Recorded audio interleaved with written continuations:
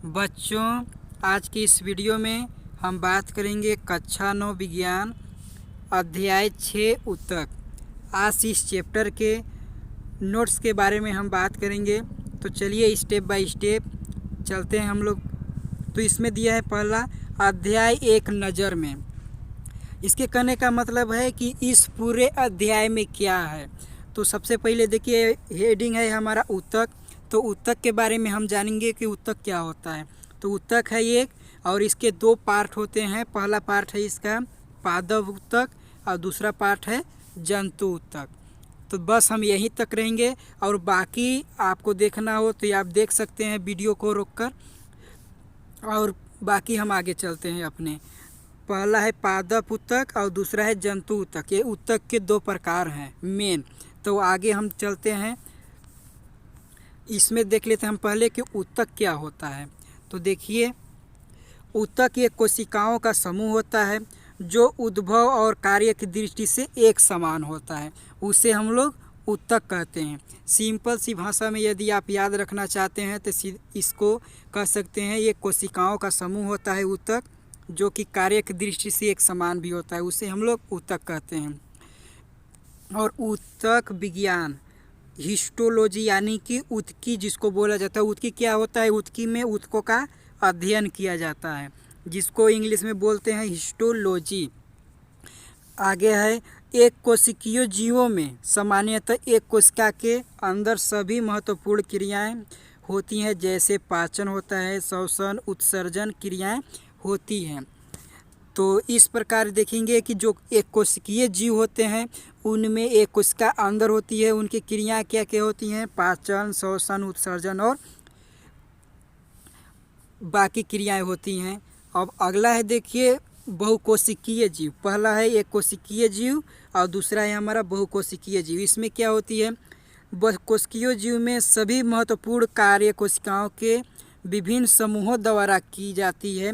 कोशिकाओं का विशेष समूह जो संरचनात्मक, कार्यात्मक और उत्पत्ति में समान होते हैं, ये उत्तक कहलाते हैं। कौन? बहुकोशिकीय जीवों को उत्तक। तो उत्तक ये भी कहलाएंगे जो कि बहुकोशिकीय जीव में सभी महत्वपूर्ण क्रियाएं होती हैं और कोशिकाओं का विशेष समूह होता है जो संरचना, कार्य और उत्पत्ति के समान होते हैं, उसे भी हम लोग उत्तक कहेंगे। अब अगला है हमारा पादप उत्तक। दो उत्तक था, दो उत्तक में से पहला था पादप उत्तक और दूसरा था जंतु उत्तक। तो हम पहले पढ़ेंगे पादप उत्तक के बारे में। पादप उत्तक, इसमें पादप उत्तक दो प्रकार के होते हैं मेन। इसमें विभोज्योतकी उत्तक और दूसरा होता है स्थायी उत्तक। इसमें पादप उत्तक होता है जो कि दो भागों में भी बटा है। पहला है विभोज्योतकी उत्तक और दूसरा है हमारा स्थायी उत्तक। तो हम सबसे पहले देखेंगे विभोज्योति उत्तक क्या होता है। विभोज्योतकी उत्तक, ये देखिए एक पादप उत्तक का भाग होता है विभोज्योतकी उत्तक। तो इसके बारे में हम देखेंगे। विभोज्योतकी उत्तक वृद्धि करते हुए भागों में पाए जाते हैं, जैसे तने और दूसरा है जड़ों के शीर्ष। इसमें पौधे के तने और जड़ों के शीर्ष में विभोज्योतकी उत्तक पाए जाते हैं, जो कि एक तने और जड़ के शीर्ष वृद्धि वाली भाग होती हैं पौधे के। अगला इसमें कैम्बियम स्थिति के आधार पर विभोज्योतक तीन प्रकार के होते हैं। जो विभोज्योतकी उत्तक होते हैं वो भी तीन प्रकार के होते हैं। इनमें सबसे पहला है शीर्षक विभोज्योतक। एक कहाँ पाए जाते हैं? तो शीर्षक विभेद तने व जड़ के शीर्ष पर स्थित होता है और पादपों की लंबाई में वृद्धि करता है। यानी कि शीर्षक जो विभोज्योतक होता है वह तने व जड़ के शीर्ष में स्थित होता है और पादप की लंबाई बढ़ाने में वृद्धि करता है, शीर्षक विभोज्योतक। अब दूसरा है इसमें पार्श्वीय विभोज्योतक। ये क्या करता है? जो पार्श्वीय विभोज्योतक या कैम्बियम तने व जड़ की परिधि में स्थित होता है और उनकी मोटाई में वृद्धि करता है। यानी कि जो पेड़ पौधे होते हैं उनकी मोटाई में वृद्धि कौन कर सकता है? तो पार्श्वीय विभोज्योतक। अब इसी प्रकार हमारा लास्ट है तीसरा अंतर्वृष्ट विभोज्योतक। ये क्या कहाँ पर पाया जाता है?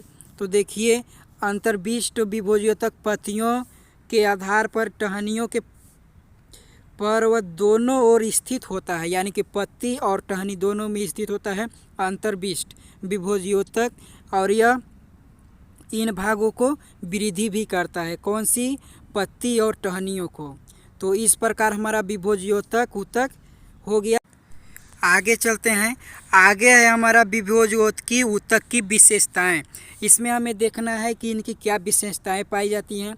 तो देखिए सबसे पहला है, इसमें जो विभोज्योतकी ऊतक होती है उन सेल्यूलोज की बनी एक कोशिका भित्ति होती है। और दूसरा है कोशिकाओं के बीच में स्थान अनुपस्थित और सटकर जुड़ी कोशिकाएं होती हैं। और तीसरा है हमारा कोशिकाएं जो होती हैं विभोज्योतकी ऊतक की वो गोल अंडाकार आयताकार होती है। अब इसी प्रकार हमारा अगला है कोशिका द्रव्य जो होती है वो सघन होती है, यानी कि गाढ़ा होती है और काफ़ी मात्रा में भी होती है। और पांचवा है हमारा नाभिक एक व बड़ा, यानी कि जो नाभिक इनका होती है वो बड़ा भी होती है। और लास्ट वाला है हमारा ये संचित भोजन की अनुपस्थिति, यानी कि विभोज्योतकी ऊतक जो होती हैं ये संचित भोजन की अनुपस्थिति इसमें होती, कोई संचित भोजन नहीं होती है। और इनका देख लेते हैं कार्य क्या होता है विभोज्योतकी ऊतक के कार्य। तो देखिए लगातार विभाजित होकर एक नई कोशिकाएं पैदा करना और पादपों की लंबाई और चौड़ाई में वृद्धि करना।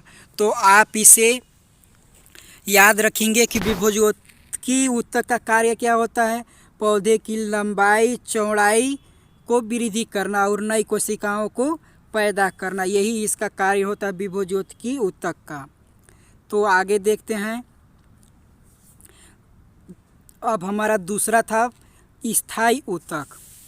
पादप ऊतक के दो भाग थे, पहला था विभोज्योतकी ऊतक और दूसरा था स्थायी ऊतक।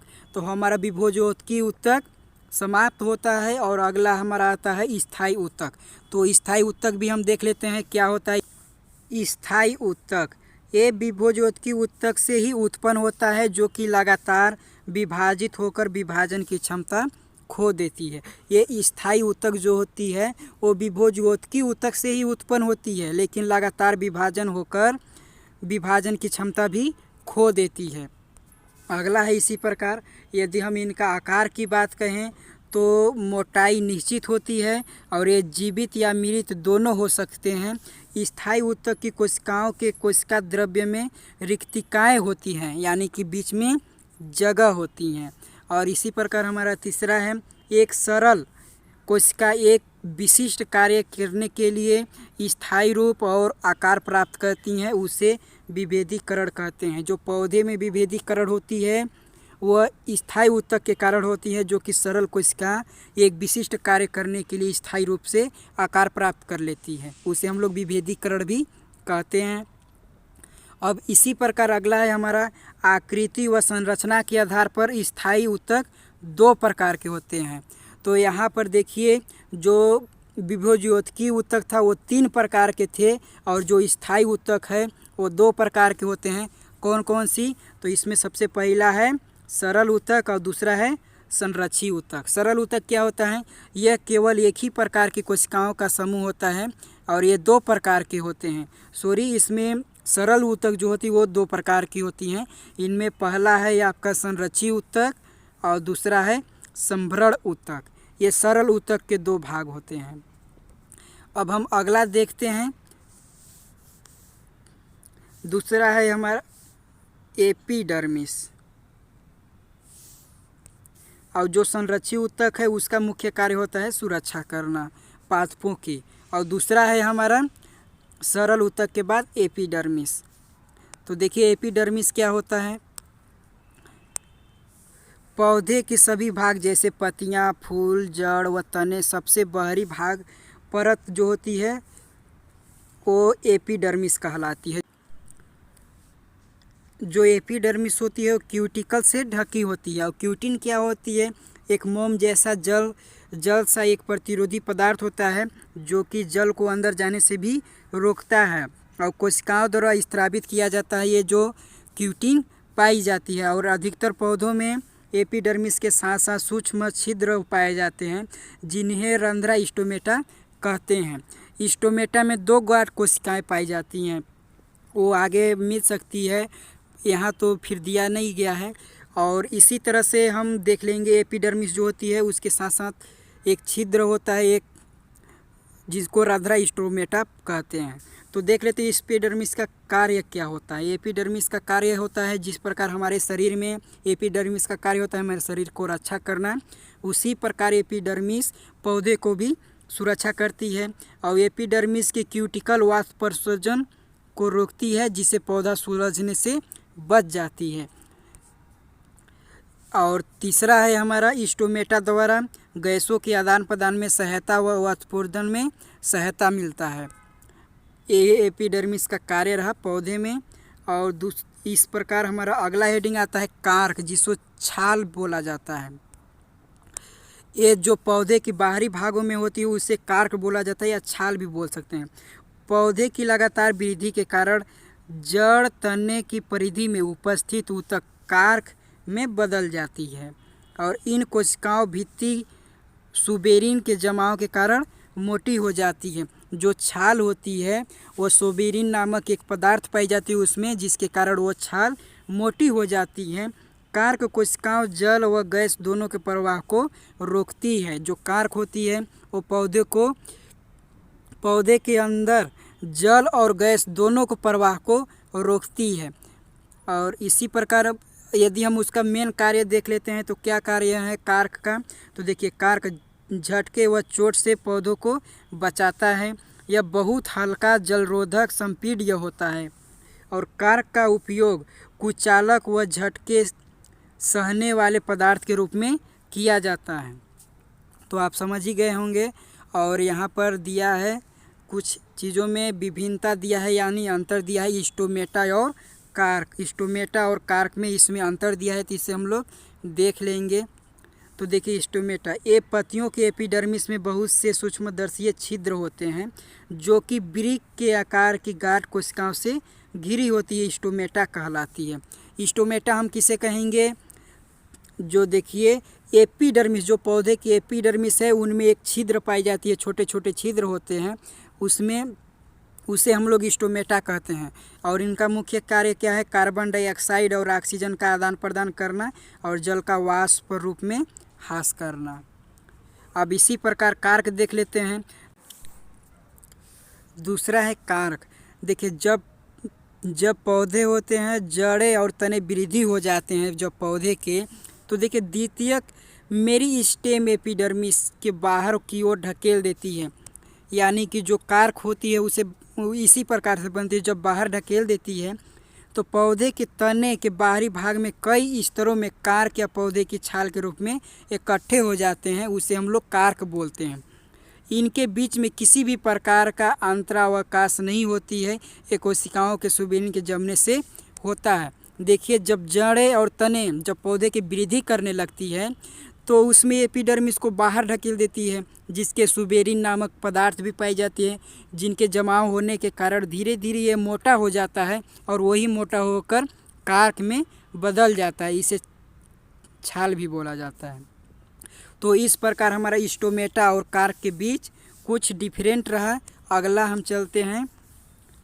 अगला हेडिंग है हमारा सहायक ऊतक।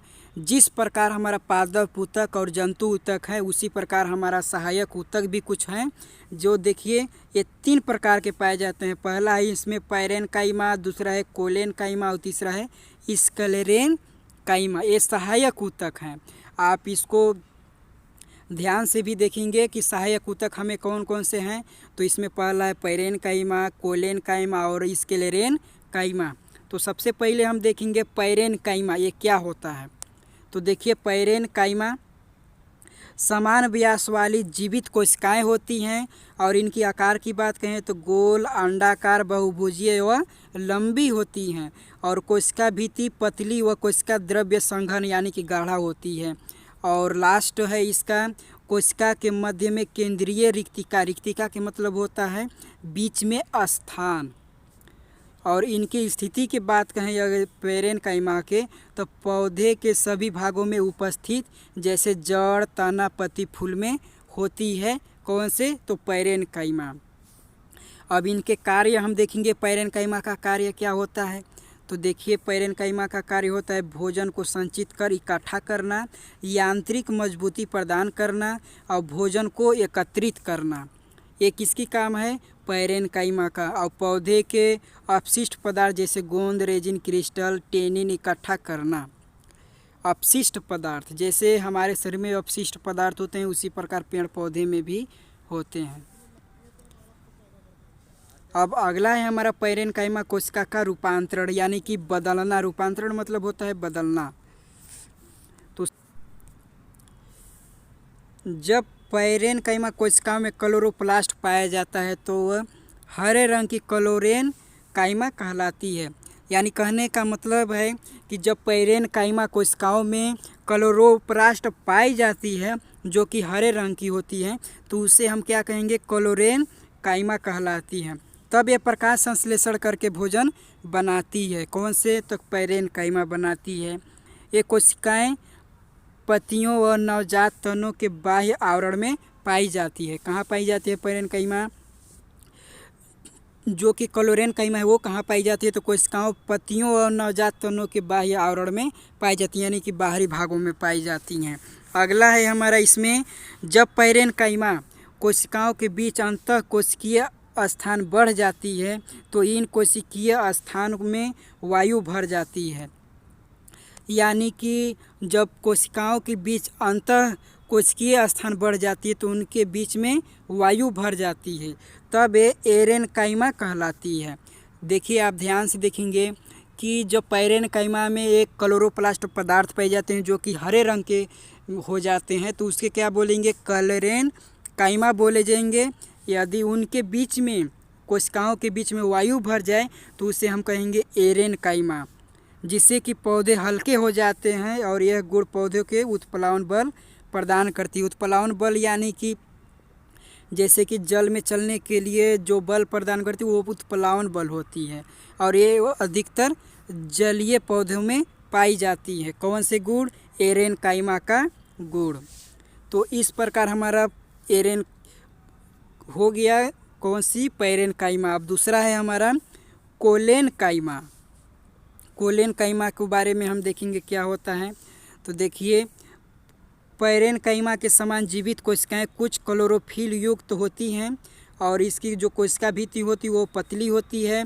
और यदि हम आकार की बात कहें इसकी, तो लंबी, स्थूलता, सेलुलोज, पेप्टिन को कोने में जमाव, इस प्रकार से कुछ इनकी आकार होती है। और अंतः कोशिकीय स्थान अनुपस्थित होती है, यानी कि अंतः कोशिकीय स्थान जो होती है वो अनुपस्थित होती है, यानी कि उसमें स्थित नहीं होती है।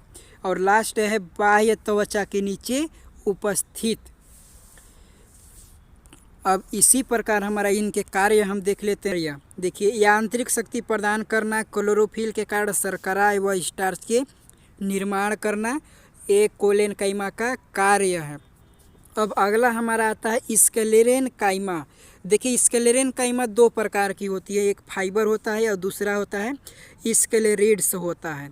तो देखिए, इनके बारे में थोड़ा देख लेते हैं। कोशिकाएं लंबी व सक्रिय मोटी होती है, 1 mm से 550 mm तक, और अंतः कोशिकीय स्थान अनुपस्थित होता है।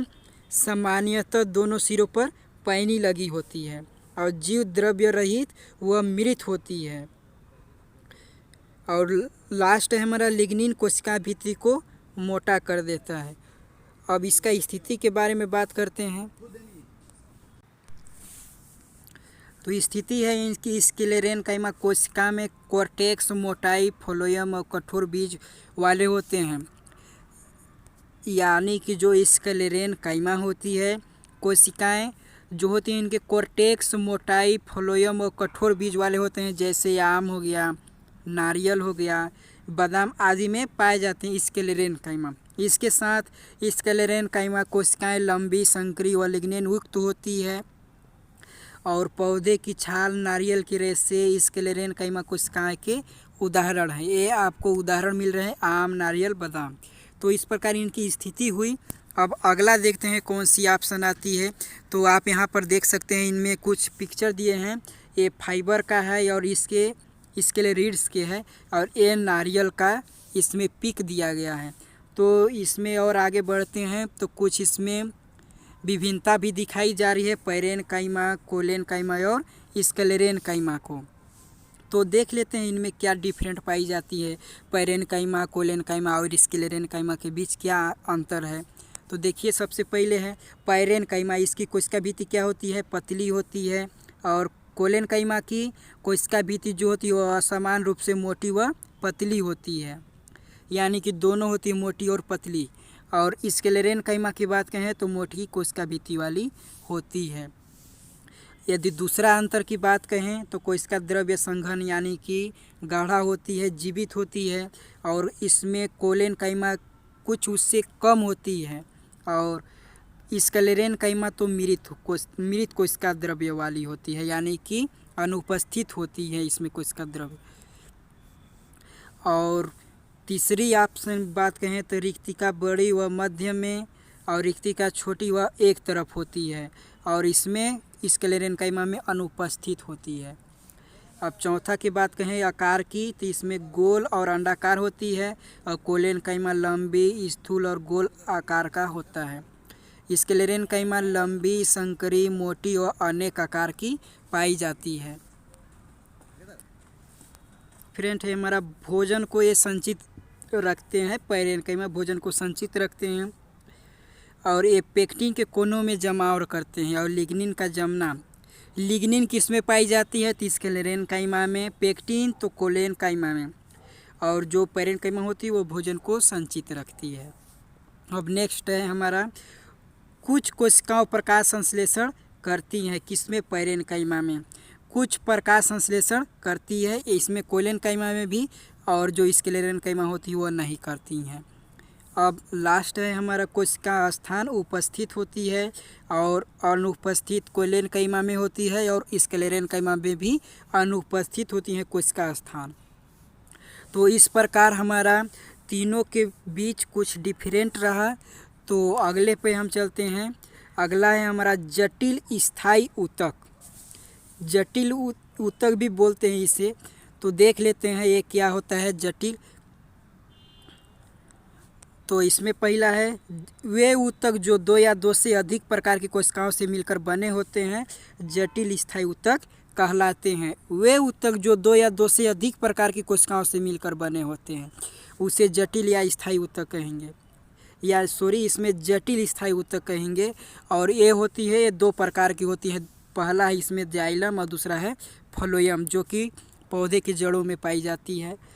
दोनों मिलकर संवहन ऊतक बनाते हैं। इसमें ध्यान वाली बात, रखने वाली बात यह है कि जो जटिल स्थायी ऊतक होते हैं वो दो या दो से अधिक कोशिकाओं से मिलकर बने होते हैं, परंतु ये भी दो प्रकार के होते हैं। पहला है जाइलम, दूसरा है फ्लोएम। और जाइलम और फ्लोएम दोनों मिलकर संवहन ऊतक का निर्माण करते हैं, यानी कि बनाते हैं। तो देख लेते हैं सबसे पहले जाइलम क्या होता है और इसका कार्य भी क्या होता है। तो देखिए जाइलम, यह ऊतक पादपों में मृदा से जल व खनिज का संवहन करता है। यह 4 प्रकार की कोशिकाओं से मिलकर बना होता है। देखिए जो जाइलम होता है वह पादप के जड़ों में पाई जाता है, और जड़ों में पाया जाता है उसके कारण मृदा यानी कि मिट्टी से और जल और खनिज का संवहन करता है। कहाँ करेगा? पौधे के विभिन्न भागों में करेगा। और ये 4 प्रकार की कोशिकाओं से मिलकर बना होता है। इनमें 4 प्रकार की कोशिकाओं में सबसे पहला ही निका, दूसरा है वाहिका, और इसमें अगला देखते हैं। इसमें अगला है जाइलम पैरेनकाइमा, और लास्ट है चौथा जाइलम फाइबर। तो इस प्रकार 4 कोशिकाओं से मिलकर हमारा बनता है जाइलम, आप देख लेंगे। और अगला है हमारा फ्लोएम। फ्लोएम में क्या है? यह ऊतक पादपों में निर्मित भोज्य पदार्थों का संवहन करता है। ये 4 प्रकार के कोशिकाओं से मिलकर बना होता है। ये फ्लोएम भी उसी प्रकार से है, ये भी भोज्य पदार्थों का संवहन करता है पौधे के विभिन्न भागों में। और अब जो फ्लोएम था ये भोज्य पदार्थों का संवहन कर रहा है, और जो जाइलम है वो जल, खनिज, लवण, मृदा से वो पौधे के विभिन्न भागों में संवहन करता है। वो भी 4 प्रकार के कोशिकाओं से मिलकर बना था और ये भी 4 प्रकार के कोशिकाओं से मिलकर बना है, जिनमें इनका पहला है चालनी नलिकाएं और दूसरा है सहचरी कोशिकाएं, फ्लोएम पैरेन्काइमा और फ्लोएम रेसे। इससे मिलकर हमारा बना है फ्लोएम। तो इस प्रकार आप देख लेंगे।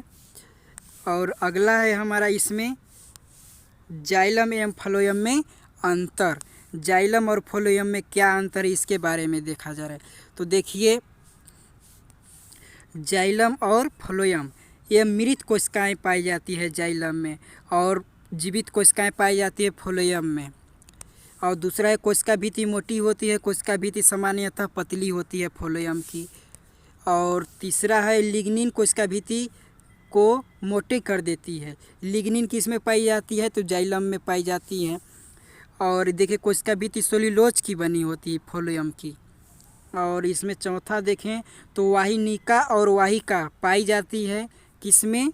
जाइलम में पाई जाती हैं। चालनी नलिकाएं और सहचरी है, यहाँ सहचरी लिखा हुआ है, सहचरी कोशिकाएं पाई जाती हैं चौथा में। पांचवा है कोशिका द्रव्य नहीं होती है, इसमें कोशिका द्रव्य होता है फ्लोएम में। और छठवा है हमारा, यह खनिज और जल का संवहन करता है, यह पादपों में भोजन संवहन करता है जो फ्लोएम होता है। संवहन केवल एक दिशा में होता है, संवहन ऊपर नीचे सभी दिशाओं में होता है फ्लोएम में। तो इस प्रकार हमारा पादप ऊतक सभी समाप्त होते हैं। दूसरा हमारा आता है जंतु ऊतक। तो बस आज के लिए इतना ही, हम अगले वीडियो में मिलेंगे जंतु ऊतक के वीडियोज़ को लेकर। तो बस आज के लिए इतना ही, अगले वीडियो में मिलते हैं। धन्यवाद।